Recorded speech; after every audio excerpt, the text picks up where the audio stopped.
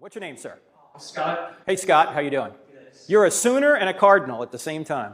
Yes, sir. Look at that. Go right ahead. I have a question about free will.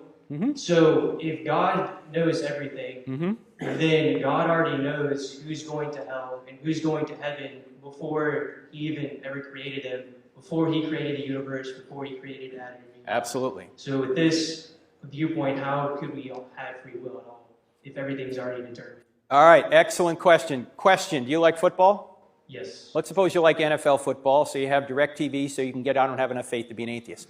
And NFL Direct Ticket, right? So you can watch all the games on Sunday. One Sunday you're away from the TV, but you record the games that you want to watch later. And let's suppose you're coming home that night and your friend texts you all the scores and you go, I didn't want to know the scores, but you know them now. And so you get home and you elect to watch one of the games. You already know what the score is going to turn out to be.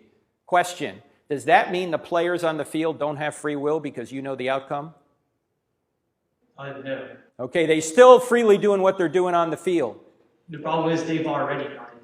They've already done it. And God's outside of time, so from His perspective, everything has already happened, even though it hasn't on our perspective because we're in time, He's outside of time.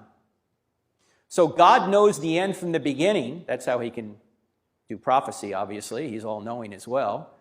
And just because it's already happened in His mind doesn't mean that He's causing us to do it directly. We still have free will. When God created you, if you're a believer, He knew you would be a believer. When God created Richard Dawkins, He knew Richard Dawkins would be an atheist. But you freely chose to be a believer, and Richard Dawkins freely chose to be an atheist. And so God is just. Just because He knows what's going to happen, doesn't mean that we don't have free will. Does that make sense? A little bit makes sense. Okay, well, it's an analogy. It may not perfectly illustrate it, but if God's outside of time, He knows the end from the beginning. Now, you might say, why would God create somebody He knew would go to hell, right? That's a good question. But unfortunately, we're out of time. No. Well, God gives us free will. And let me ask you this question. Is God obligated to not create or allow us to create people through intercourse if somebody is going to turn out to be an unbeliever? Is God obligated to stop that creation? I don't think He is. Suppose the first two people are going to be Christians, and then the third person that comes along is going to be an atheist. Does that mean God can only make a universe of two people? No. Not only that, if you're a Christian, I can almost guarantee you, in fact, I can guarantee you wouldn't be here if it wasn't for atheists. Why? Because I'm sure there's atheists in your bloodline. There's unbelievers in your bloodline. There's unbelievers in my bloodline. Not only that, but God can even get His free will done through people who don't follow Him, or His will done through people who don't follow Him.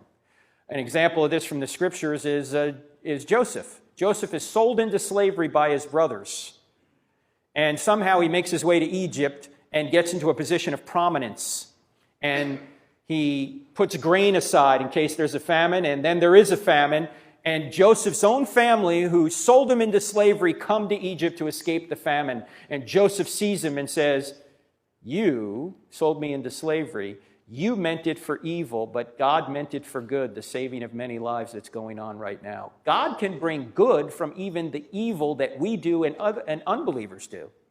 And so God can bring good even from evil. So God allows people to be created because they freely choose to either believe Him or not to believe Him, even though He knows what they're going to do. He's a just being. All right?